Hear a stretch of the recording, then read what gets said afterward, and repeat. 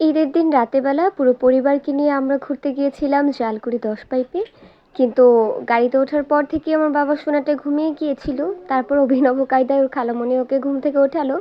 আর ঘুম থেকে ওঠার সাথে সাথে আমি ভাবছিলাম ওর হাতে কী দেওয়া যায়, যেটা দিলে ওর মাইন্ডটা স্টেবল থাকবে আর ঘোরাঘুরি করার সময় ও বিরক্তও হবে না।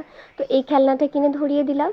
এবারে চলেন আপনাদেরকে এমন কিছু জায়গা দেখাই জালকুড়ি ১০ পাইপের এই জায়গার যে জায়গাগুলো আমার বেশি ভালো লেগেছে। প্রথমত বাচ্চাদের জন্য ওয়াটার কিংডমের যে এই আয়োজনটা করেছে, পানির ভেতরে যে আয়োজনটা, এটা আমার কাছে খুবই ভালো লেগেছে। আর প্রত্যেকটা নাগরদোলা এত বেশি সুন্দর ছিল এবং সুসজ্জিত ছিল, দেখলেই উঠতে ইচ্ছে করছিল। কিন্তু আমার যেহেতু হাইট ফোবিয়া আছে, এজন্য আমি নাগরদোলা বা এই জাতীয় যে রাইডসগুলো আছে এগুলো অ্যাভয়েড করি।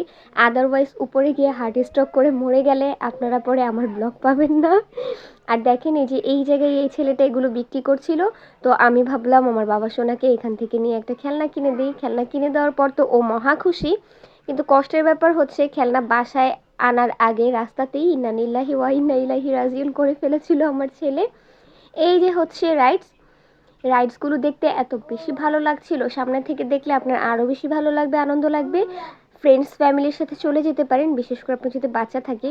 আর দেখেন এখানে এত সুসজ্জিত করে মিষ্টি পান বানাচ্ছিল।